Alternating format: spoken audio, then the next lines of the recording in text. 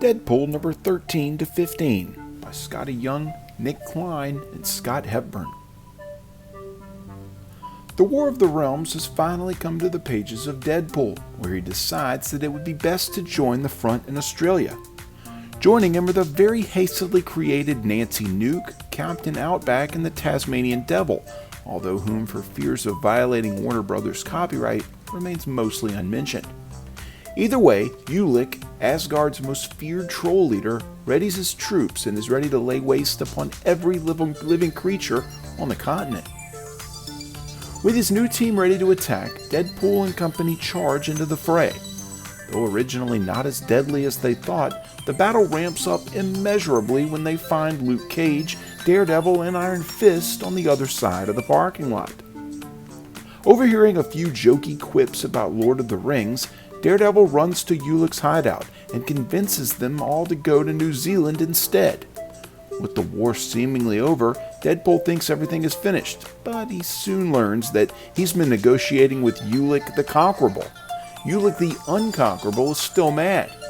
Resigned to let fellow writer Jason Aaron handle it, Deadpool jumps ship to try and conclude his own series with one final issue. Wade has a Bachelor-themed nightmare in which he finds himself face-to-face with all the villains that Scotty Young has ever created. One by one, they're all killed by Goodnight, until Wade wakes up and Mephisto arises from a boiling kiddie pool on the roof of his apartment complex. He pulls Deadpool into hell and explains that his old nemesis Weasel is off the hook. Instead, he wants Deadpool to be his new assassin. In order to make the Merc do his dirty business, he reminds Deadpool that he has a daughter. Revealing to him her future life, she becomes a vigilante just like him, fighting alongside Goodnight. But if for any reason Wade refuses Mephisto, Ellie will instead become the Devil's soul collector.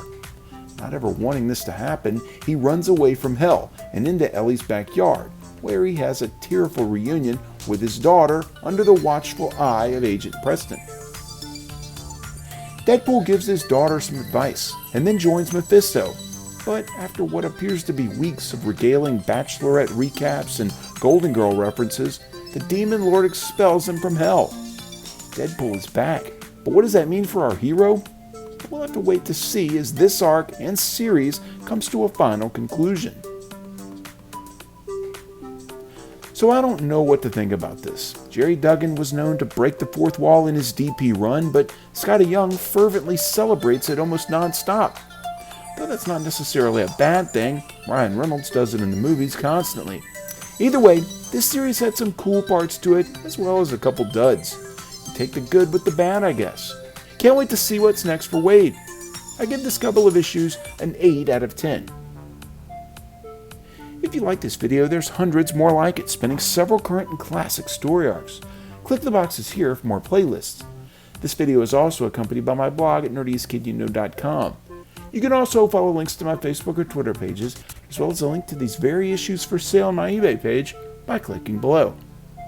For the Nerdiest Kid You Know, I'm Sam Torito. Thanks for watching.